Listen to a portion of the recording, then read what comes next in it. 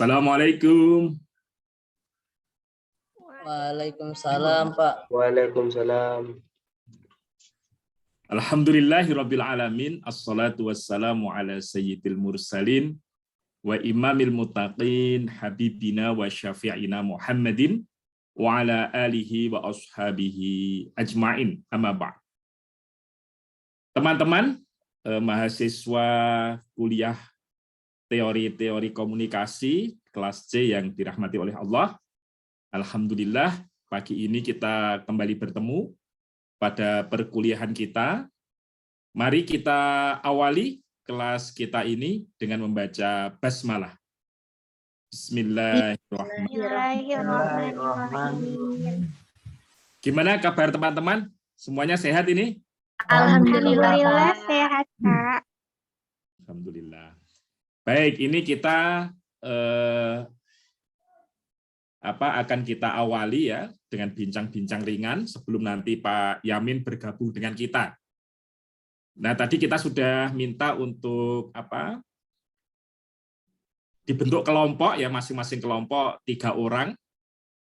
Ya, nanti untuk kegiatan presentasi dan lain sebagainya nanti terkait dengan teori-teori komunikasi.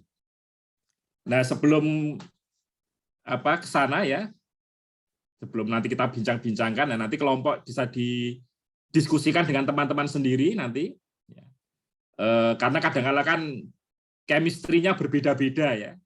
Ada yang, wah saya sudah nyaman dengan teman yang ini, atau teman ini cocok gaya kerjanya dengan saya. Nah, mohon nanti sore daftar nama itu sudah masuk. Bisa ya? Insya Allah bisa, Pak. Insya Allah, Pak. Sore kita. Ya, Pak. Baik, saya akan share screen ya. Kita ingin pendapat teman-teman nih terkait dengan komunikasi untuk rohaniawan rumah sakit. Saya akan share screen.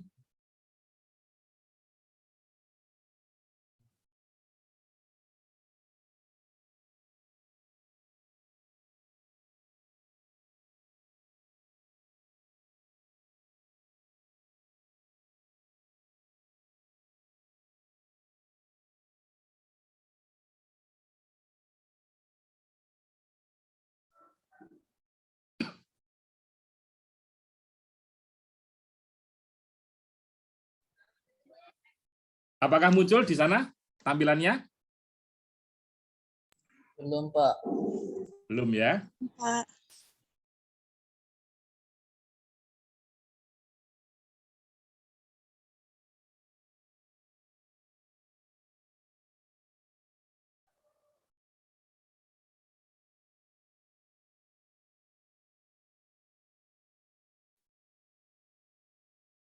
Masih belum muncul juga? Sudah, Pak. Sudah, Pak. Sudah muncul. Sudah muncul ya? Spiritual communication. Nah, ini kita ada sedikit riset ini terkait dengan komunikasi spiritual. Ya. Nah, ini kaitannya dengan rohaniawan rumah sakit. Baik, ini kita terkait dengan rohaniawan rumah sakit. Nah, sebelumnya ini kan teman-teman kan mesti punya pengalaman pernah sakit, pernah opnam di rumah sakit, atau kalau tidak ya pernah menunggui keluarga yang ada di rumah sakit ya. Nah, tentu biasanya ada layanan untuk rohaniawan untuk pasien dari rohaniawan rumah sakit. Nah, ketika disebut ya rohaniawan rumah sakit atau rohaniwan rumah sakit, apa yang teman-teman pikirkan dengan profesi rohaniawan rumah sakit?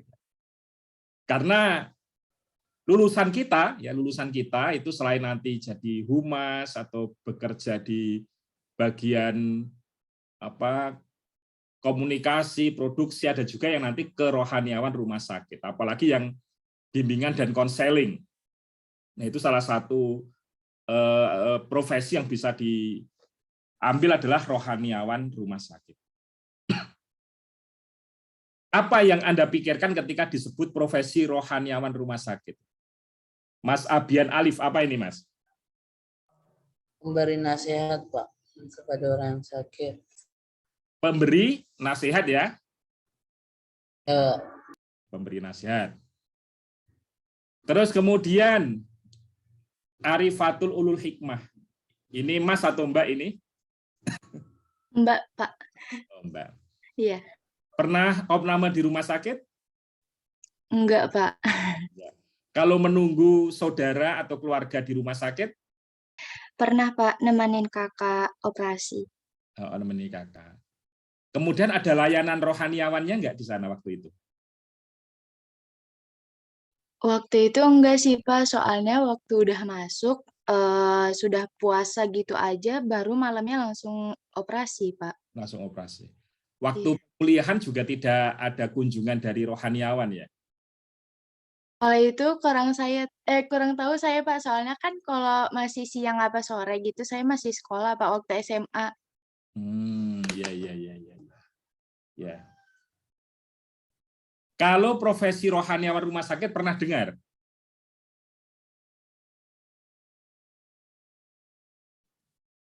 Mbak Arifatul, apakah pernah dengar? Pak, sinyalnya maaf, lagi nggak baik, kurang baik sinyalnya, Pak. Pernah mendengar profesi ini, Mbak Arifatul?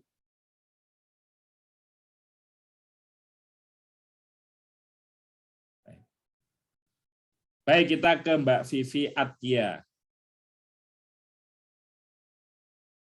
Mungkin ini koneksi saya yang kurang bagus ini. Sinyal saya, Pak, kurang baik, Pak. Oh.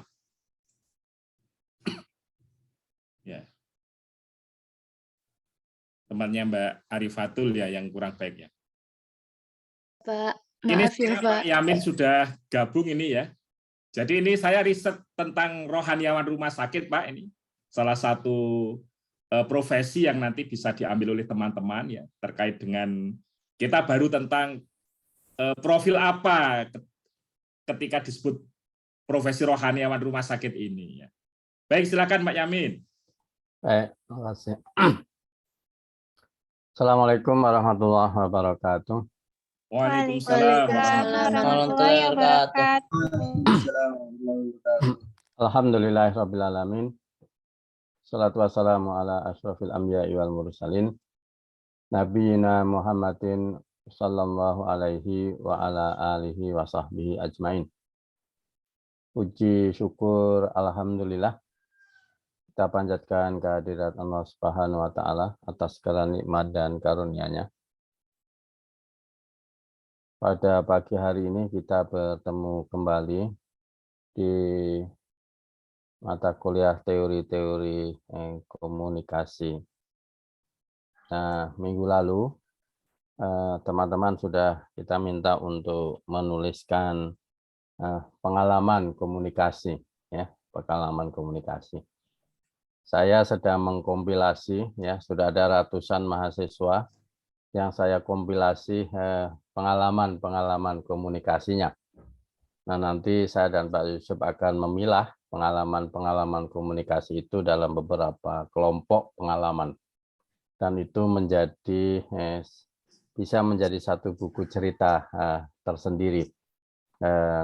Teman-teman yang belum menunaikan atau menuliskan pengalaman komunikasinya, itu bagian dari materi perkuliahan ini, sehingga wajib hukumnya untuk dikerjakan dan diberikan pemahaman, pemaknaan dari pengalaman komunikasi itu, apa yang bisa Anda ambil pelajaran, kemudian apa makna dari pengalaman itu.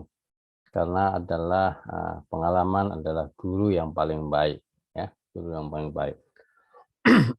Pengalaman juga menunjukkan kekayaan pengetahuan, ya, kekayaan pengetahuan seseorang. Kemarin ketika bicara tentang teori-teori itu adalah berkaitan dengan proses berpikir, ya, proses berpikir. Nah, salah satu proses berpikir dalam merumuskan teori itu adalah abstraksi, ya, abstraksi. Kemarin kita masih ingat. Nah, abstraksi itu mencoba menyimpulkan atas beragam proposisi-proposisi, konsep-konsep, ya, yang ada menjadi satu rumusan, satu pernyataan. Nah, oleh karena itu saya meminta teman-teman untuk memberi judul dari pengalaman itu, ya, memberi judul. Nah, judul itu abstraksi, ya, sehingga tidak mudah loh ya memberi judul. Saya yakin teman-teman agak harus berpikir keras juga untuk kira-kira pengalaman saya ini akan saya beri judul apa yang pas. Nah, judul itu sendiri adalah proses berpikir dalam konstruksi, membuat abstraksi dari apa yang teman-teman tulis. Nah, ada dua pendekatan, ya. Ada dua pendekatan yang kemarin kita sebut paling tidak yang sering dipakai itu adalah deduksi dan induksi, ya. Ada yang mungkin Anda menulis judulnya dulu, ya. Kemudian ceritanya mengikuti judulnya, Tapi ada yang Anda tulis dulu pengalamannya, baru judulnya belakangan. Nah, inilah bedanya dua pendekatan deduksi dan induksi. Itu akan saya yakin akan teman-teman lakukan. Ada yang memilih menulis judulnya dulu, baru nulis pengalamannya. Ada yang ditulis dulu pengalamannya, baru dikasih judulnya, dicari judulnya. Nah, kenapa saya minta memberi judul penting? Karena itu adalah salah satu proses berpikir, mengkonstruksi, mengabstraksi atas pemikiran dan juga perasaan yang Anda ungkapkan dalam pengalaman komunikasi. Nah, hari ini kita akan mulai masuk ke teori-teori komunikasi, ya, teori-teori komunikasi. Nah, akan memulai dari mapping, ya, mapping teori-teori. Seperti yang saya sampaikan di pengantar kuliah, salah satu referensi buku yang kita pakai adalah bukunya Griffin, ya, M. Griffin, yang kemarin sudah saya sampaikan. Saya sampaikan judul sampulnya, dan silakan teman-teman mencari. Ada edisi yang terbaru. Kalau yang saya punya ini kopi atau bukunya ini edisi yang cukup lama, ini edisi yang keempat. Sementara sudah sampai pada edisi yang kalau tidak salah ke-7 atau ke berapa. Nah, oleh karena itu nanti teman-teman saya minta untuk dibagi dalam beberapa kelompok, ya, beberapa kelompok. Ya, satu kelompok 3 orang, silakan ketua kelas untuk membagi, ya, membagi. Karena nanti tiap kelompok paling tidak itu akan mendapatkan 2 teori untuk mengkajinya, ya, 2 teori dan dipresentasikan sebelum ujian capaian pembelajaran tengah semester. Dan yang satu nanti capaian pembelajaran di semester setelah atas tengah semester berikutnya. Sehingga teman-teman akan presentasi 2 kali secara singkat. Nah, nanti teknisnya presentasi itu akan kita sesuaikan dengan waktunya. Bisa presentasi langsung, bisa saja teman-teman membuat video presentasi yang akan kita nilai dan kemudian didiskusikan di kelas. Tapi paling tidak nanti tiap kelompok itu saya harapkan bisa mengkaji lebih detail minimal 2 teori dan tentu akan memahami, mempelajari dari teori-teori lain yang dikaji oleh teman-teman yang lain. Saya akan share poin-poin.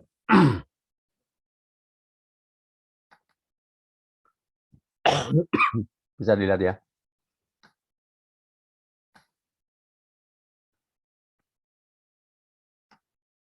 Ya, sudah kelihatan, Pak. Sudah, ya.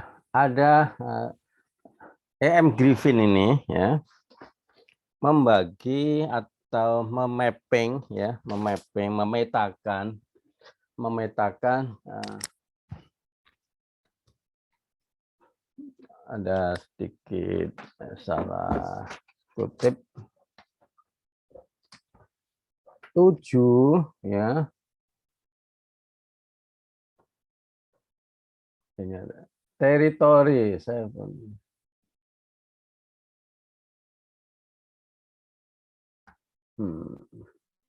kurang R.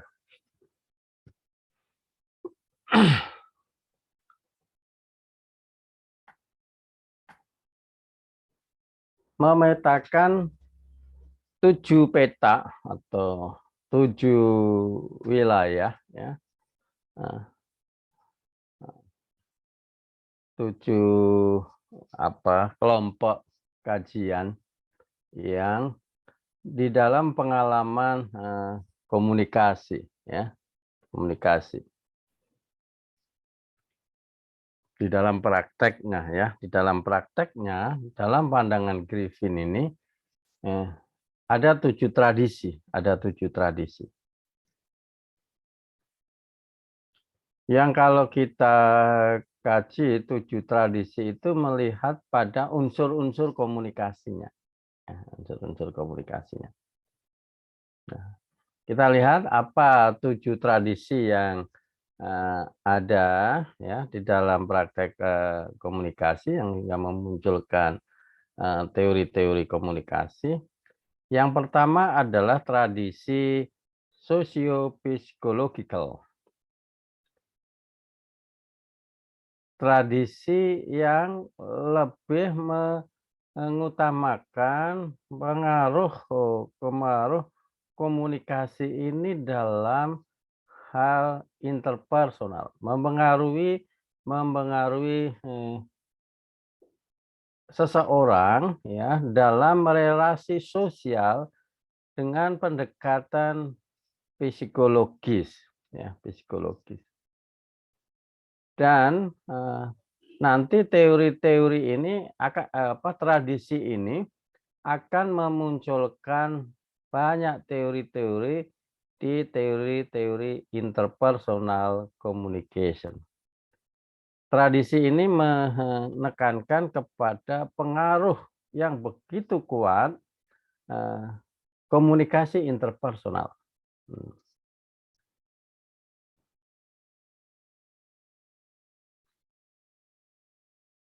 Face-to-face communication ya, yang ciri-ciri komunikasi interpersonal itu karakteristiknya adalah face-to-face communication, pertemuan tatap muka, ya tatap muka. Tatap mukanya langsung ya, tidak bermedia. Ini kita termasuk tatap muka, tetapi tatap muka bermedia. Ya.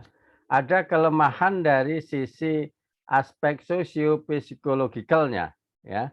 Apalagi kameranya off, ya, nggak bisa lagi dilihat pengaruh psikologikalnya, nggak bisa lihat saya apakah termangu-mangu, apakah termanggut-manggut, tidak bisa dideteksi, tidak bisa dideteksi. Nah, socio-psychological tradition ini lebih banyak mengacu pada komunikasi interpersonal. Jadi tradisi yang melihat kepada teori interpersonal, pengaruh komunikasi interpersonal, pengaruh seseorang. Yang kedua, tradisi yang menekankan pada cybernetic tradition yang melihat bahwa komunikasi itu adalah proses ya, informasi ya, proses informasi, proses pengolahan informasi. Nanti ada. Jadi tidak gampang loh ya untuk mengirimkan pesan, karena pesan yang dikirim itu merupakan hasil dari sebuah proses informasi.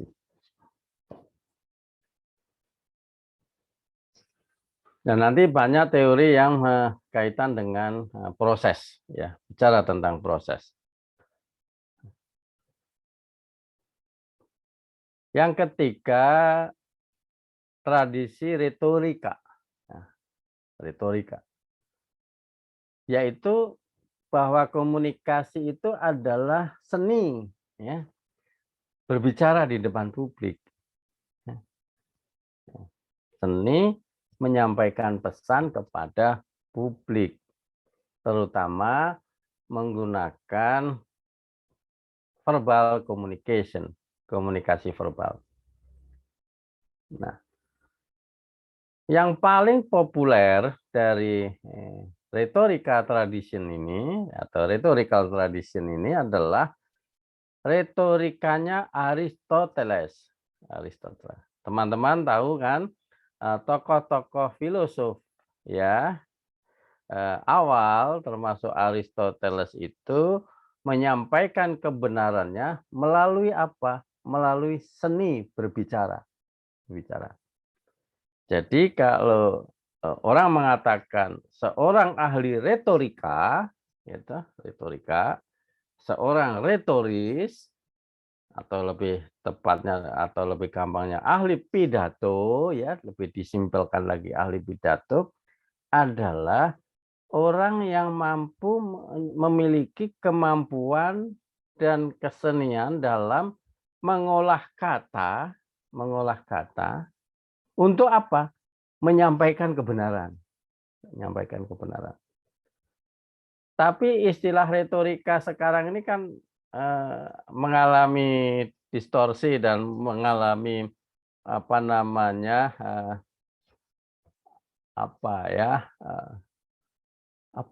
nasib yang terbalik.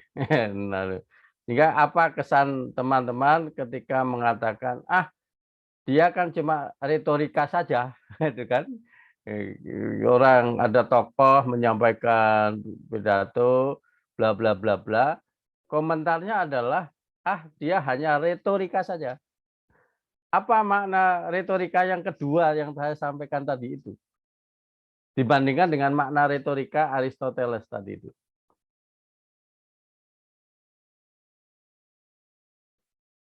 Kalau retorika Aristoteles itu adalah seni berbicara untuk menyampaikan kebenaran.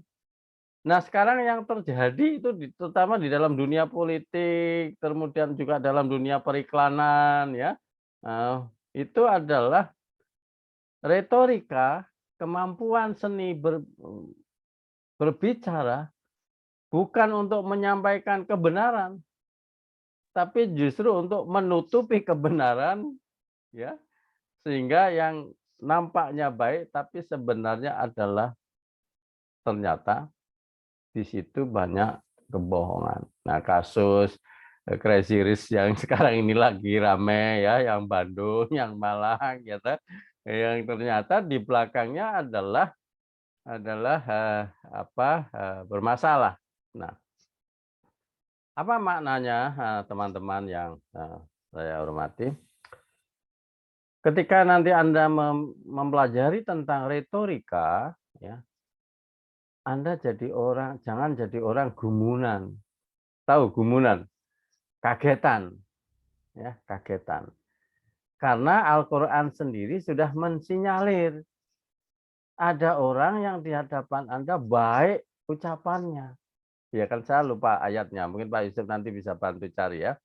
Nah, janganlah kamu terpukau oleh orang-orang yang dalam tampilan berbicaranya itu sangat menarik perhatian kamu. Tapi sebenarnya dia adalah orang munafik. Nah, saya belum sempat mengkaji, nanti kalau pas mengkaji tentang itu, Al-Quran mengingatkan ada kelompok orang-orang yang memang pandai berbicara. Tapi kepandaian berbicaranya itu untuk menutupi kebenaran. Berbeda dengan makna retorika atau yang sejatinya itu adalah kepandaian berbicara untuk menyampaikan kebenaran. Tapi faktanya ada terjadi yang sebaliknya. Nah, nanti apa itu retorika Aristoteles dan lain itulah nanti tugasnya ketika kita mengkaji. Ada juga tradisi yang keempat yang melihat dari sisi tanda, ya, tanda. The semiotic tradition, simbol, ya, bahwa komunikasi itu adalah proses dari sharing makna dari sebuah simbol, ya, sebuah simbol. Saya pegang ini, yang saya namai pulpen. Maka pulpen ini saya share ke Anda, ini namanya pulpen. Nah, semua sepakat ini namanya pulpen. Meskipun tidak kita ketahui sejak kapan benda yang semacam ini dinamai pulpen, ya, pulpen. Maka ketika Anda menemukan sesuatu yang baru, ya, sesuatu yang baru yang belum ada namanya, dan akan Anda sosialisasikan ke orang lain, maka sesuatu itu harus Anda beri simbol, beri tanda. Ya, tanda. Ya, kalau Anda menemukan teori baru, maka teori baru Anda itu karena belum ada namanya, maka beri nama. Nah, dengan nama itu artinya apa?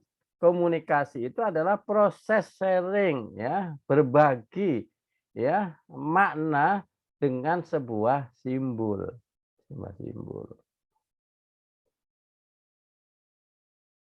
Simbolnya apa? Dalam proses komunikasi itu kemarin kita sudah mendiskusikan simbol primer, ya, dari komunikasi itu adalah bahasa.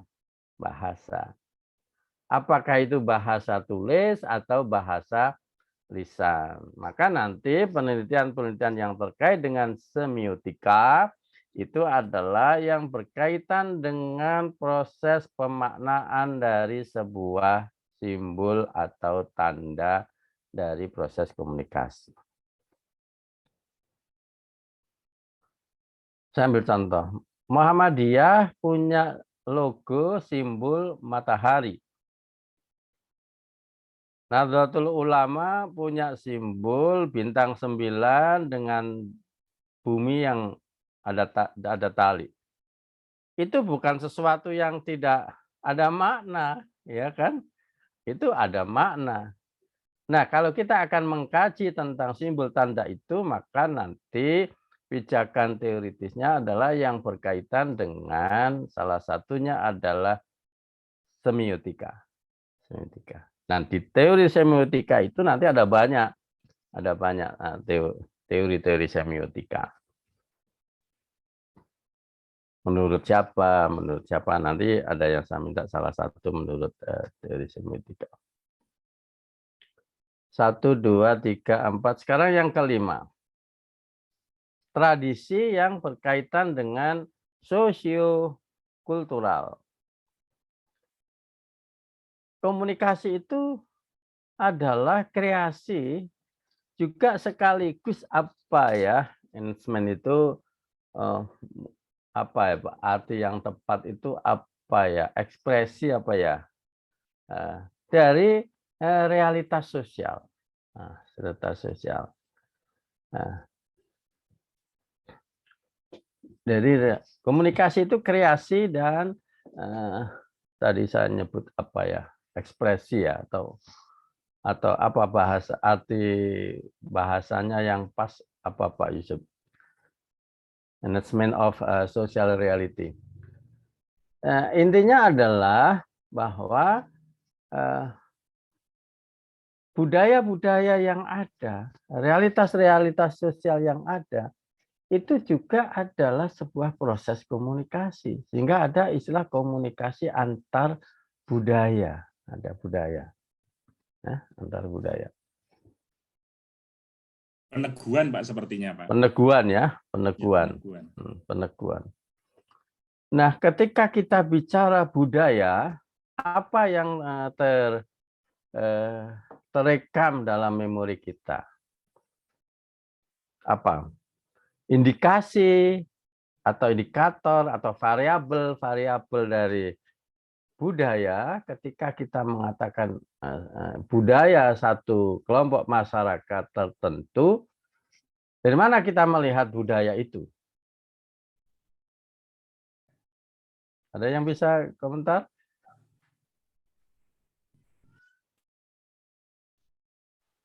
Dari nenek moyang, Pak. Ya, itu pewarisannya, ya, pewarisannya. Tapi bagaimana kita mengidentifikasi bahwa itu adalah mencerminkan sebuah budaya tertentu, itu dari apanya? Dari kebiasaannya gak sih, Pak? Ya, kebiasaan. Apa kebiasaan? Itu masih abstrak. Berpakaiannya, Pak, busananya. Oke. Satu, budaya itu bisa dicirikan dari fashion. Ya. Karena dari busana pakaiannya itu kita bisa mengidentifikasi seseorang dengan busana tertentu adalah ini seseorang dari satu latar belakang budaya tertentu. Pakai blangkon, apa? Tanpa harus disebut, Anda punya persepsi apa kalau orang pakai blangkon? Orang Jawa. Orang Jawa, Jawa. Pak. Kalau pakai sorban, pakai gamis. Orang Arab. Orang Arab. Arab. Kalau pakai apa? Banyak ya dari busana. Nah, di komunikasi interpersonal, teman-teman sudah dapat mata kuliah itu belum ya? Komunikasi interpersonal. Belum, Sudah Pak. ya? Belum ya? Nanti ada yang disebut sebagai budaya konteks tinggi dan budaya konteks rendah. Ya, budaya apa itu budaya konteks tinggi? Jangan tanya saya berapa tingginya, berapa meter, dan kalau rendah berapa rendahnya. Konteks tinggi itu budaya-budaya yang dalam penyampaian pesannya dia tidak secara langsung kepada tujuan, tapi dia simbolik, ya, simbolik. Jadi misalkan kalau minta sesuatu itu tidak langsung minta, tapi dengan simbol-simbol tertentu. Atau kalau ingin menyampaikan sesuatu itu dengan, kalau dalam istilah bahasa Jawa itu namanya sanepo, ya, sanepo. Jadi saya nggak tahu bahasa lain itu, intinya begini. Mau maksudnya A, tapi tidak langsung bilang A, tapi bilangnya B dulu, gitu loh. Dengan kiasan, Mbak. Kiasan, ya, kiasan. Tapi ada masyarakat yang dalam konteks budaya ini disebut sebagai konteks rendah. Konteks rendah.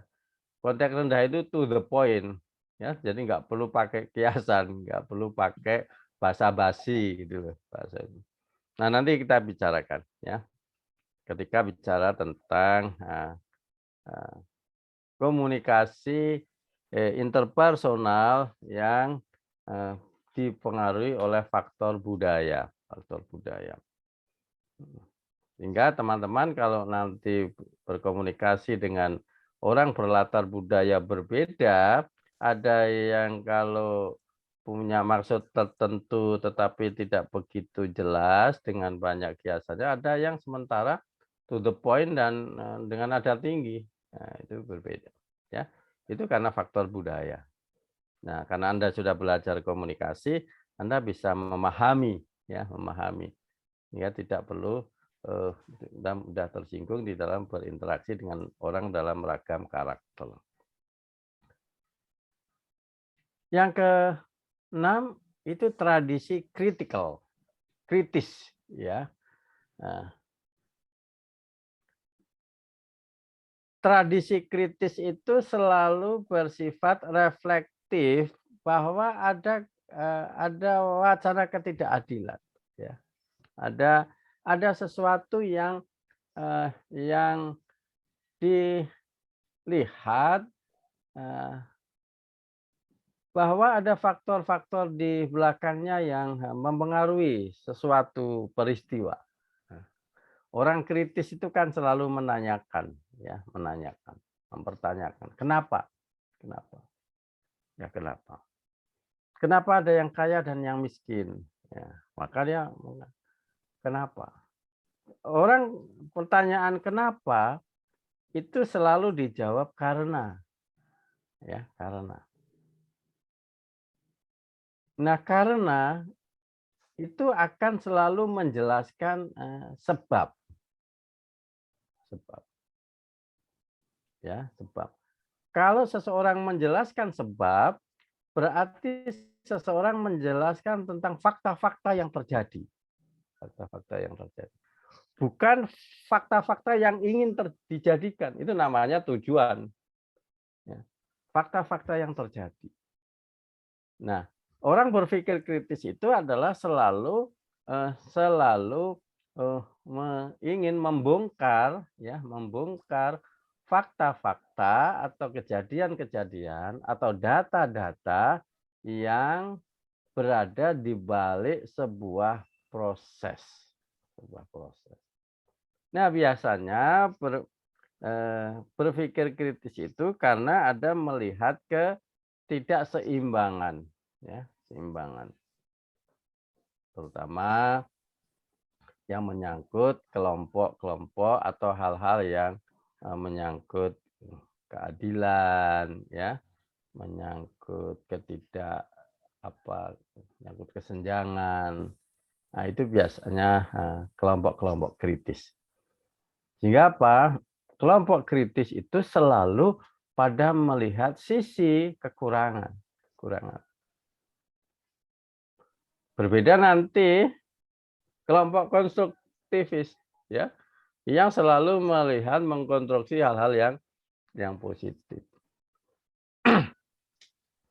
Oleh karena itu kenapa kelompok-kelompok kritis itu selalu atau biasa digunakan atau identik dengan kelompok-kelompok yang ya kalau dalam dunia politik oposisi, ya dia harus berpikir kritis karena ada melihat sisi lain yang tidak seimbang, ketimpangan kelompok-kelompok kritis. Kelompok kritis kok tidak tajam melihat kekurangan itu namanya nggak kritis. Orang kritis itu selalu tajam melihat kekurangan dan oleh karena itu diperlukan dalam sebuah konteks untuk pemahaman yang paripurna. Hanya saja kan persoalannya tidak semua orang suka, ya, kekurangannya itu dibidik dan diketahui oleh orang lain, maka menggunakan seni berbicara retorika tadi itu, sehingga disitulah retorika mengalami korban istilah, ya, korban istilah.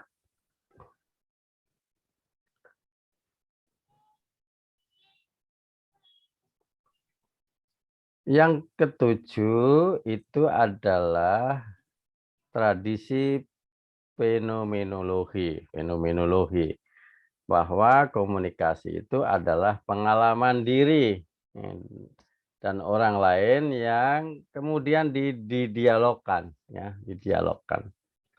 Nah, dalam aliran atau dalam jenis tradisi fenomenologi itu, maka kita mengenal istilah kebenaran subjektif, ya, subjektif. Maka memang sebenarnya dunia kita itu adalah dunia subjektif. Yang dari pengalaman subjektif itu didialogkan dengan orang lain. Nah, kalau ternyata ada kesamaan, maka menjadi kebenaran intersubjektif. Nah, kalau intersubjektif itu banyak, maka itu akan menjadi kebenaran objektif. Nah, itulah yang kemudian melahirkan penelitian-penelitian yang sifatnya kualitatif, fenomenologis, yang mengungkap satu pengalaman seseorang atau kelompok masyarakat tertentu yang memang unik, ya, unik yang dimiliki oleh seseorang atau kelompok tersebut.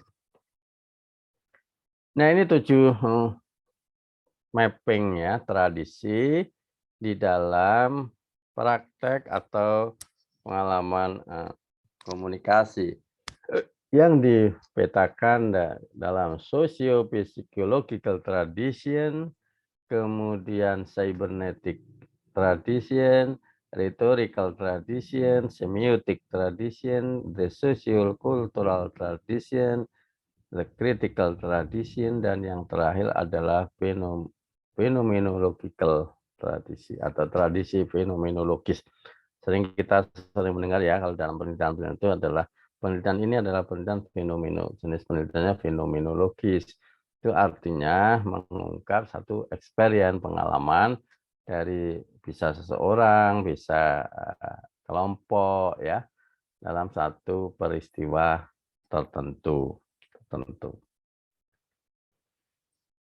Yang berikutnya, apa kira-kira nanti teori-teorinya ini? Teori-teorinya. Dari 7 tradisi itu bisa dipetakan dalam satu hal-hal yang berkaitan dengan interpersonal communication theories atau teori-teori yang berkaitan dengan interpersonal communication atau komunikasi interpersonal. Apa itu teorinya? Ya, ini saya kutip, ini yang nanti kita akan kaji bersama.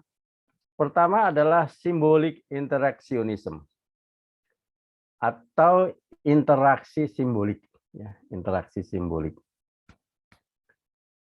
Komunikasi itu sejatinya adalah interaksi simbolik. Ya. Kalau bahasa itu dimaknai sebagai sebuah simbol, maka setiap ucapan itu adalah simbol. Dan ketika kita saling berkomunikasi dengan ucapan atau dengan lisan, maka sejatinya kita saling melempar simbol, interaksi simbol. Ya. Baik pesan verbal maupun pesan non-verbal. Symbolic interaction. Yang kedua, teori yang berkaitan coordinated management of meaning.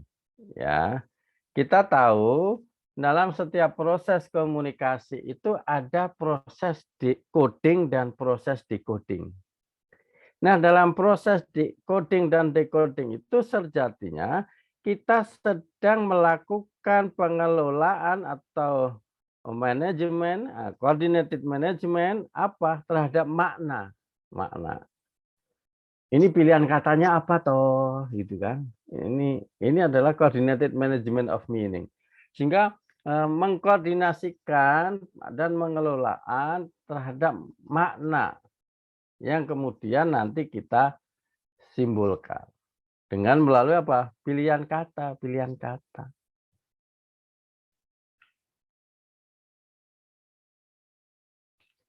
Ada teori expectancy violation theory.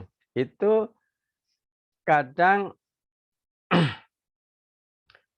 ekspektasi harapan, ya, harapan dalam kita berkomunikasi interpersonal itu tidak sesuai, ya, tidak sesuai. Apa ya violation itu katanya apa? Penyimpangan apa ya Pak Yusuf ya? Melanggar batas, Pak. Bahwa melanggar dari ekspektasi, ya. Kan teman-teman sering ya mengajukan sesuatu, kadang ekspektasi kita itu terlalu tinggi, gitu. Ternyata ketika ketemu orangnya, mereka menilainya rendah, sehingga kita terlalu tinggi ekspektasi dan ternyata terjadi bahasa di situ pelanggaran ya, tetapi sebenarnya adalah hal yang menyimpang dari harapan, hal yang menyimpang dari harapan. Sehingga kadang bisa saja underestimate, ya, Anda tadinya tidak begitu berharap, tapi kenyataannya dapat lebih. Ya. Tapi kadang Anda itu overestimate, ekspektasinya tinggi, kenyataannya ternyata tidak seberapa. Nah, ada nggak pengalaman-pengalaman itu? Nah, itu nanti dikajinya dari dari expectation violation. Nah, coba Anda lihat misalkan kasus-kasus ini di kasus-kasus biasanya nanti di teori negosiasi, ya, di demonstrasi, ya, ternyata atau bahkan Anda mengalami sendiri ya ketika misalkan meminta sesuatu ke orang tua, yaitu tadinya sudah begitu optimis dapat, ternyata orang tua punya penilaian lain, itu kan punya pandangan lain. Nah, itu namanya expectancy violation, ya. Terjadi penyimpangan harapan, ya, penyimpangan harapan. Ya, hidup ini tidak lurus-lurus saja, ya, tidak lurus seperti apa yang kita mau itu pasti akan sesuai, tidak. Nah, ada teori dalam komunikasi interpersonalnya adalah interpersonal deception theory. Teori mungkin lebih pas apa ya, pembelaan diri Pak ya, atau deception itu asal katanya apa Pak Yusuf? Deception itu menipu, berpura-pura, Pak. Ya, artinya Nyamar juga bisa. Ya, kaitannya dengan bagaimana melakukan upaya-upaya agar apa kapasitas diri itu, personal diri itu bisa menghadapi kenyataan, terutama dalam proses komunikasi. Bisa melalui berkilah, bisa melalui apa namanya, mungkin salah satunya berbohong juga, ada yang menggunakan itu adalah bagian dari membangun sebuah ketahanan personal dalam hal berkomunikasi interpersonal. Kita lihat beberapa karakter itu, ya, karakter itu. Kemudian ada teori social penetrasi, penetration theory atau teori penetrasi sosial. Ini seseorang yang begitu proaktif untuk menggali informasi. Ada dua hal, misalkan komunikator dan komunikan. Sang komunikator itu melakukan penetrasi. Penetrasi itu apa ya? Penekanan lah ya, atau penekanan untuk mendapatkan informasi semaksimal mungkin dari komunikan. Tetapi komunikan itu sendiri punya daya tahan, dia dalam mengumbar atau dalam menyampaikan informasi dirinya, dia punya lapisan-lapisan. Ada lapisan muka, ada lapisan tengah, ada lapisan belakang. Ya. Sehingga diibaratkan dalam social penetration theory ini adalah seseorang akan mengungkapkan informasi dirinya itu seperti kulit daun bawang, kulit buah bawang. Ya, Anda tahu kalau buah bawang itu bawang merah ya, itu kan berlapis-lapis itu, ya, lapis-lapis. Ada lapis satu, baru bisa dibuka lapis. Nah, begitu juga informasi diri. Ini bisa Anda rasakan ketika pertama kali Anda misalkan masuk di kampus ini dalam ta'aruf, ya. Anda punya teman baru, ya tentu ada wilayah-wilayah yang kemarin di awal perkuliahan saya kira sudah saya sampaikan. Ada wilayah terang, wilayah terbuka, ada wilayah rahasia, ada wilayah buta, ada wilayah misteri. Nah, itu social penetration theory.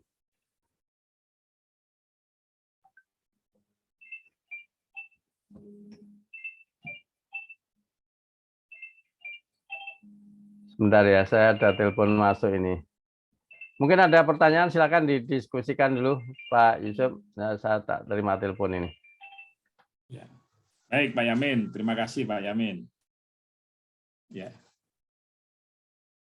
Nah, ini kita sudah melihat ya, ini terkait dengan interpersonal communication theories, ini ada beberapa teori ya. Nah, kembali ke tadi yang saya sampaikan tentang rohaniawan rumah sakit ya. Nah, nanti kita akan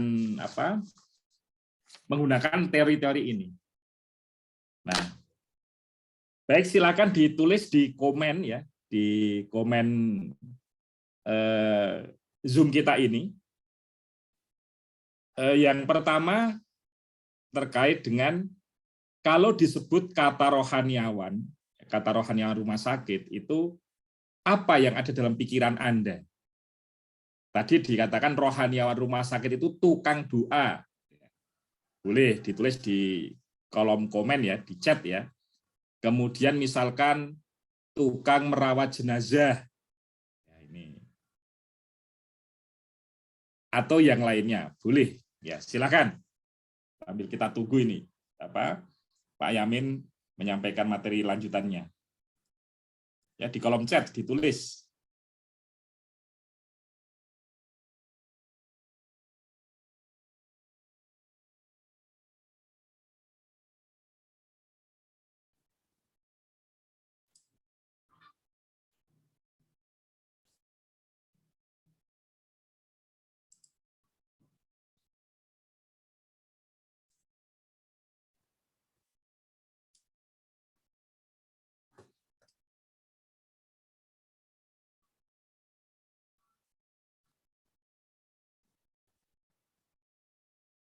Ya, sepertinya belum ada yang merespon ini ya.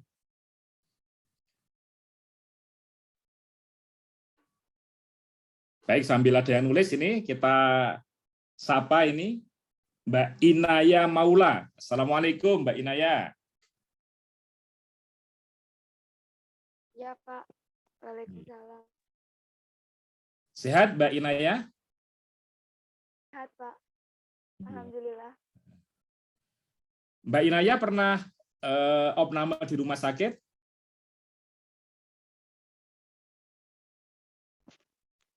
Enggak pernah, Pak. Enggak pernah ya. Kalau menunggui orang tua atau saudara di opname di rumah sakit? Enggak pernah. Alhamdulillah sehat semua, Pak. Alhamdulillah ya. Iya. Ya, ini sudah pada mulai masuk ini ya. Orang yang memberi motivasi ke pasien, orang yang memberikan nasihat dan doa, orang yang melakukan pembimbingan dan pendampingan mental spiritual ya ini. Kalau menurut Mbak Inaya, kalau disebut profesi rohaniawan rumah sakit itu sebagai apa, Mbak? Orang yang apa?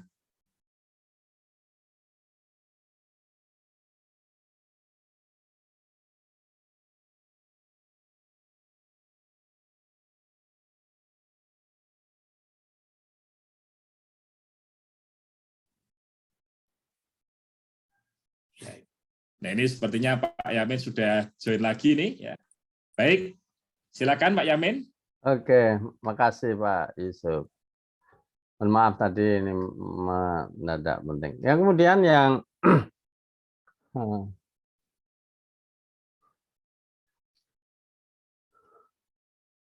ada teori uncertainty reduction, mereduksi apa ya?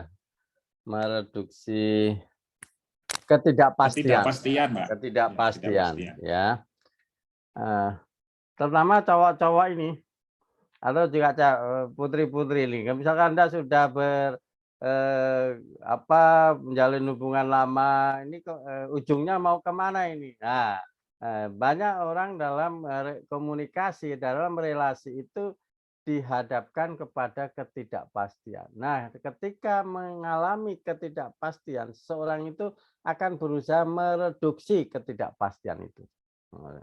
Nanti ambil contoh beberapa kasus banyak ya, dalam banyak hal, terutama dalam komunikasi interpersonal. Misalkan ini dalam komunikasi interpersonal, dalam relasi sosial yang lain juga, misalkan antar kelompok masyarakat mengirim surat ke mana ini kok lama tidak ada jawaban, itu artinya dalam ketidakpastian. Nah, ketika dalam ketidakpastian mencoba untuk mengurangi, mereduksi ketidakpastian itu, ada langkah-langkah yang dilakukan agar yang tadinya tidak pasti itu menjadi pasti. Ada teori social judgment social judgment theory. Teori penghakiman sosial ya. Penghakiman sosial. Termasuk juga di sini adalah teori labeling ya, labeling. Ada banyak jenisnya sebenarnya ya.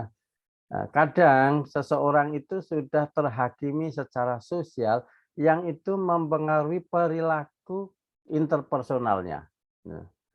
Misalkan kalau seseorang merasa tidak dipercaya, maka dia sudah sudah tidak begitu bersemangat, dan ketika dia mungkin diperlakukan atau dicap sebagai hal-hal yang sifatnya penghakiman, itu akan mempengaruhi relasi interpersonal. Nah, itu nanti ada di teori-teori yang berkaitan dengan social judgment theory.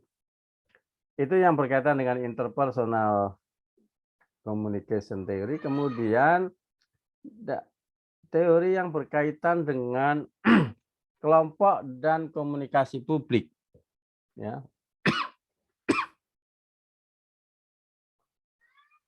Dalam komunikasi kelompok, ya, atau grup, salah satu yang teori yang mengkaji itu adalah teori adaptif atau teori adaptasi, ya, structuration theory. Nah, teori adaptasi, nah, teori penyesuaian. Nah, dalam sebuah kelompok, Nah, saya kira kalau kelas itu adalah sebuah kelompok baru, maka ada masa-masa adaptasi, ya. Ada bridging kah, itu yang diselenggarakan oleh prodi, itu berarti prodi menggunakan pendekatan struktural, ya, untuk membangun adaptasi bersama. Tetapi juga antar anggota kelompok, yaitu kalau misalkan sesama teman-teman mahasiswa baru, dia memiliki kemampuan adaptasi diri. Nah, adaptasi diri ini penting untuk menentukan eksistensi diri. Seseorang yang gagal melakukan adaptasi dengan kelompoknya, ya, dia akan merasa teralienasi dari lingkungannya. Dia merasa sepi di keramaian sosialnya, ya, karena mengalami kegagalan adaptasi. Nah, maka proses-proses adaptasi ini perlu diciptakan baik secara struktural, di mana kelompok itu memiliki norma-norma struktur sosial, atau secara aktiviti individual, personal. Nah, itu yang manusia itu diberikan oleh Allah sebuah kekuatan, salah satunya adalah kekuatan adaptasi. Saya ambil contoh ya. Kalau teman-teman itu misalkan malam hari, lampu nyala, terang, tiba-tiba padam, gitu ya, lampu padam. 1 detik, 2 detik, sampai 5 detik terjadi shock, ya, Memang nampaknya gelap sekali. Tapi rentang 1 menit, 2 menit, 3 menit, yang tadinya nampaknya gelap gulita, ya tetap gelap, tetapi gulitanya sudah berkurang, gitu loh, tidak begitu gulita. Ya, ada proses adaptasi. Nah, yakinlah teman-teman, Allah itu mengaruniakan kemampuan adaptasi itu. Sehingga dengan kemampuan adaptasi itu, teman-teman jangan pernah ragu untuk melangkah ke depan lebih baik, yang diyakini akan lebih baik. Karena biasanya faktor penghambatnya itu adalah ketakutan menghadapi masa depan yang penuh ketidakpastian sehingga meragukan kemampuan diri untuk melakukan adaptasi. Nah, kemampuan adaptasi itu satu hal yang menurut saya Allah memberikan kemampuan itu. Manusia itu melakukan, orang yang gagal adalah orang yang tidak mampu melakukan adaptasi. Ayatnya jelas ya, innallaha la yuhayyiru ma biqaumin hatta yuhayyiru ma bi anfusihim. Sejatinya manusia itu diberikan kemampuan untuk melakukan perubahan-perubahan adaptasi. Ya. Kalau kita mau. Persoalannya ada di situ. Ini di komunikasi kelompok ya, di komunikasi kelompok. Sehingga biasanya dalam kelompok-kelompok tertentu itu ada masa-masa untuk adaptasi. Anda punya UKM apa, terlibat di UKM mana, pasti juga ada kegiatan-kegiatan dalam rangka adaptasi. Nah, itu bisa dikaji. Yang kedua, ini masuk teori public communication, yaitu retorika. Khususnya adalah retorika Aristoteles, ya, Aristoteles. Filsafat Aristoteles itu menyatakan bahwa keterampilan berbicara itu adalah, atau seni berbicara itu untuk menyampaikan kebenaran. Dan Aristoteles kan menyampaikan tentang 3 hal. Pathos, ethos, dan logos. Untuk kebenaran itu bisa diterima. Ya. Dia harus menggerakkan, pathos, ethos juga disampaikan dengan satu pengayaan diri ya, dengan ethos diri yang luar biasa, dan logos, logik, akal sehat bisa menerima. Nah, pathos, ethos, logos. Itu triloginya Aristoteles ya dalam retorika. Ethos itu terkait dengan sang oratornya, ya, tokohnya, ya, dia memiliki kompetensi, dia memiliki keahlian, dia punya pengalaman, ya, dia terkenal memiliki integritas, dia memiliki kredibilitas, ya, itu berkaitan dengan ethos. Pathos itu dalam cara menyampaikannya itu dengan simbol-simbol yang tepat, ya, sehingga mampu menggerakkan pilihan katanya, gesturnya, verbal non verbalnya, itu betul-betul menarik perhatian publik. Dan logos dari sisi konten itu adalah logik. Ada berkaitan dengan komunikasi publik ini juga dramatisme teori atau dramatisasi, ya. Teori dramatisasi. Teori dramatisasi itu ya seperti drama, ya, drama. Apa drama yang Anda pahami tentang sebuah drama? Ya, nanti ada teori dramaturgi, ya. Nah, tapi ini dari sisi komunikasi publik ada dramatisme. Sehingga sering kita mendengar istilah mendramatisir, ya, mendramatisir. Kalau mendramatisir itu maknanya apa? Melebih-lebihkan, ya. Ya, memang ada dalam teori komunikasi publik itu yang ketika tampil itu begitu mempesona, seolah-olah dia bermain drama. Kalau orang bermain drama, pasti dia main dalam sebuah panggung tertentu. Ya. Nah, di panggung itu ada panggung depan, ada panggung belakang. Ya. Yang kadang panggung depan dengan panggung belakangnya berbeda.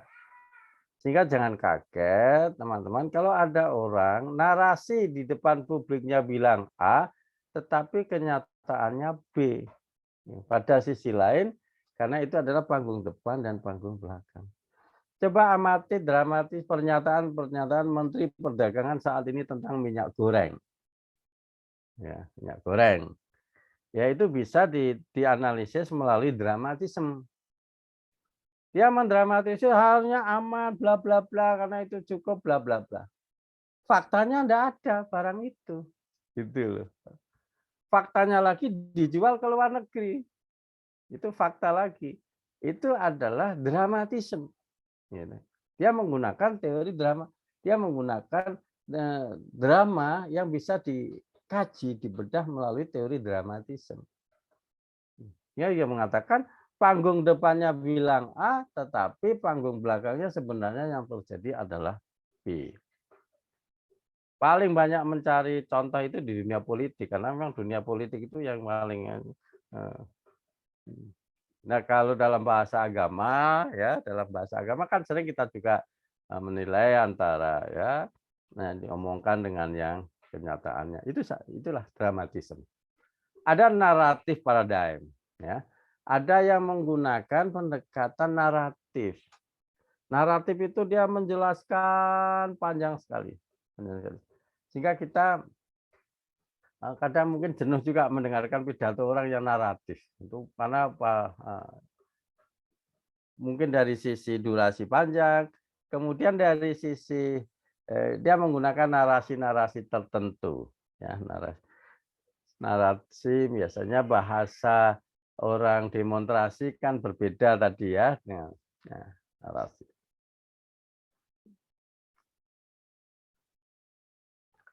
Dari grup ini saya ambil 4. Nah, yang komunikasi massa, media massa, ini saya agak cepat saja, nanti baru nanti kita bagi per kelompok, nanti masing-masing akan dapat, tapi ini saya mengantarkan saja jenis-jenis teorinya. Yang pertama adalah technological determinism. Nah, ini saat ini ya. Komunikasi mas, teori ketergantungan pada teknologi. Semiotik ya, semiotik. Tadi ya tanda ya dalam bahasa media massa ada ya banyak sekali istilah-istilah diksi-diksi yang dipakai ya itu.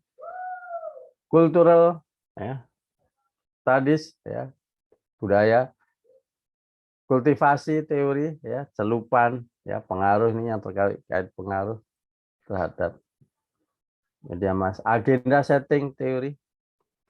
Saya masukkan juga usage and gratification teori, itu yang berkaitan dengan komunikasi massa dan budaya.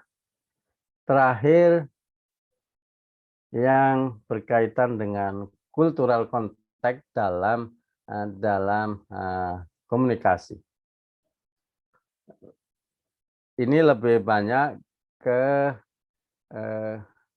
komunikasi interpersonal, yang dalam komunikasi interpersonal itu banyak sekali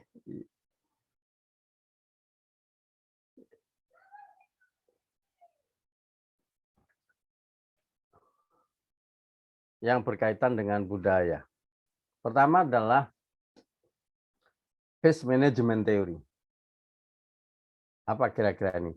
Teori manajemen muka. Jadi ada muka. Ini muka ini memang banyak sekali yang bisa dikaji ya, karena dari istilah muka ini menjadi etalase seseorang.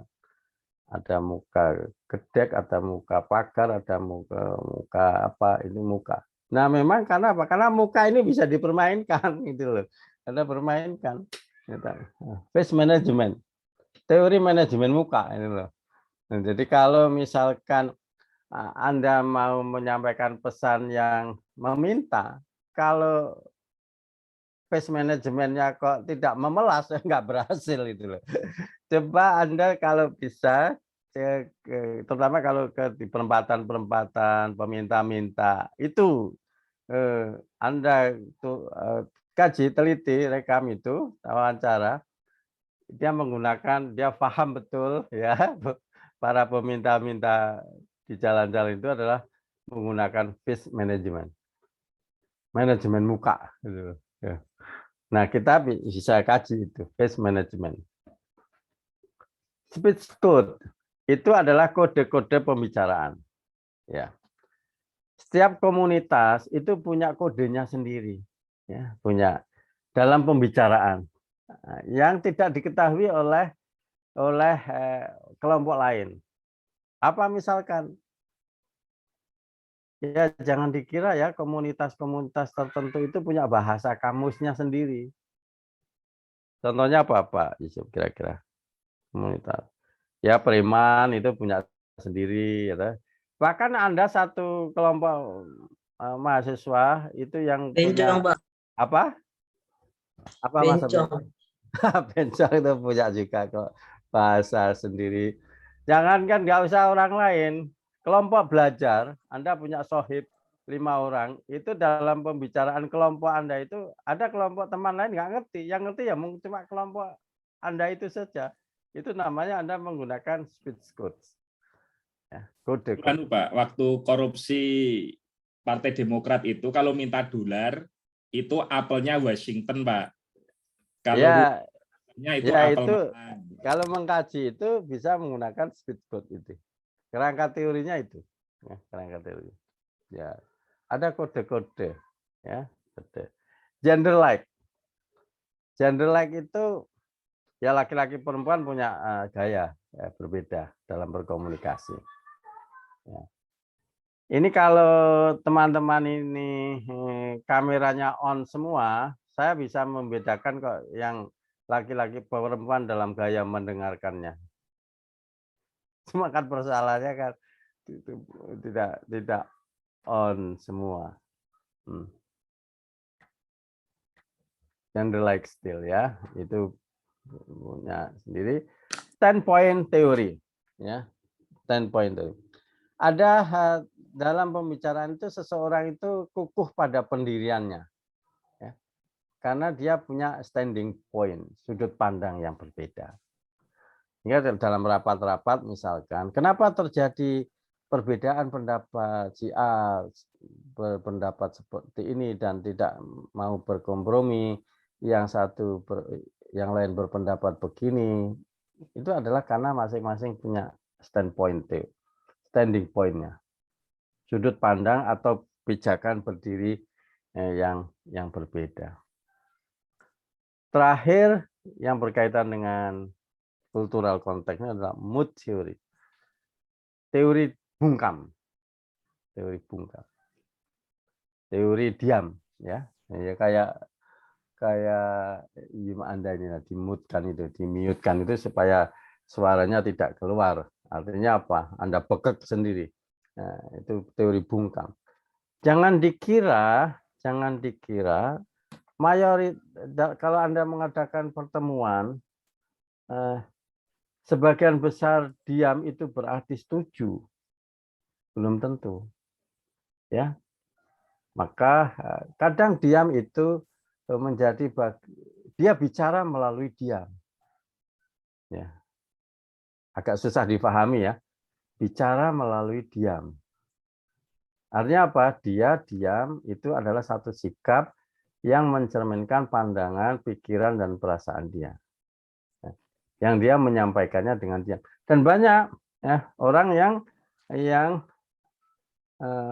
secara personal justru menyampaikan pesan itu melalui diam. Nah, apalagi kelompok. Ya, ini dalam kehidupan masyarakat yang lebih luas, ada yang namanya mayoritas bungkam atau mayoritas diam. Hati-hati. Kalau Anda jadi pemimpin, jangan terpengaruh pada vokal ya, suara vokal 1-2 orang yang vokal, tetapi mengabaikan mayoritas bungkam. Mayoritas bungkam itu kalau dalam bahasa informasi misalkan adalah rahasia umum. Rahasia umum itu adalah semua tahu tapi bungkam. Nah, itu atau apa ya? Kalau banyak kelompok yang tidak menyampaikan secara verbal pandangan-pandangannya itu menjadi mayoritas bungkam. Nah, ketika mayoritas bungkam ini mencari salurannya untuk menyampaikan ekspresinya, menyampaikan pikiran dan gagasannya, ketika dia tidak menemukan saluran formal, maka dia akan mencari saluran lain. Nah, kita bisa memaknai munculnya demonstrasi-demonstrasi itu adalah saluran dari kelompok bungkam yang selama ini bungkam karena tidak bisa disalurkan pada saluran yang formal, maka yang muncul adalah demonstrasi. Ketika parlemen sebagai corong suara rakyat yang harusnya bisa menyuarakan itu dianggap tidak bisa memenuhi harapannya, maka dia padahal ini menjadi satu kekuatan besar, dia akan menemukan jalannya yang lain. Nah, itu mute teori grup atau kelompok bungkam, Sehingga kalau ada rapat, Anda rapat, teman-teman ini kan aktivis semua ini, 10 orang rapat, 6 bungkam, yang 2 itu vokalnya luar biasa, belum tentu yang bungkam itu adalah sepakat. Yang biasanya munculnya setelah rapat. Gitu. Sebetulnya tadi itu saya nggak setuju loh. Lo kok nggak bilang tadi di rapat? Itu namanya dia adalah kelompok bungkam. Gitu. Nah, kenapa orang bungkam di rapat? Nah, nanti di teori ini akan dijelaskan. Kenapa seseorang itu tidak mau menyampaikan pendapatnya pada forum tertentu sehingga dia memilih bungkam. Salah satunya saya cuplikan di sini adalah satu-satunya adalah karena dia merasa inferior. Kalaupun toh saya ngomong pasti tidak disetujui. Itu kira-kira kan begitu. Kira-kira kan sering percuma aja ngomong, nanti juga paling sudah ada merasa bahwa pendapatnya tidak akan didengar. Nah, kemudian yang kedua dia mempertimbangkan kalau saya ngomong berbeda, saya berbahaya, saya lebih baik milih aman diam daripada sehingga kalau teman-teman berpegang teguh pada asumtu hikmatun wa qalilun fa'iluhu itu diam itu hikmah dan sedikit yang melakukannya. Dari sisi teori ini perlu dikritisi, gitu. Perlu dikritisi. Karena tidak setiap diam itu adalah sebuah sikap hikmah. Atau di pertemuan yang lain pernah saya sampaikan, diam itu tidak selamanya emas, gitu kan? Kalau kita nanti mempelajari tentang mute group teori.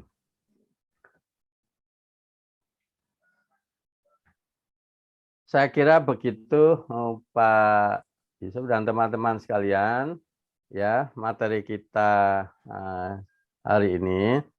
Nanti dari teori-teori itu nanti ketua kelas bisa membagi ya, bagi 10 satu orang satu kelompok 3 orang saja maksimal ya 2 sampai 3 orang dan membagi rata teori itu. Dua paling tidak satu kelompok dua teori sehingga nanti mungkin ada yang teorinya sama nggak masalah ya tapi satu orang dengan 2 teori yang berbeda ada pertanyaan atau nanti bisa setelah kelompoknya ada teorinya bisa kita yang bagi Pak Yusuf. Saya minta Pak nanti maksimal nanti sore itu sudah pokoknya sekalian aja ketua kelasnya yang menentukan atau mereka ya, teorinya. Jadi dua teori ya, 2 teori. Ya, 2 teori. 2 teori. Kalau itu nanti pembagian ternyata kalau 2 teori itu harusnya ada berapa kok kurang, nanti ada yang double, ada topik yang sama. Karena saya yakin meskipun topiknya sama, kalau dipresentasikan kelompok yang berbeda akan ada persepsi yang berbeda. Baik, begitu teman-teman sekalian, kuliah hari ini kita akhiri dengan baca hamdalah.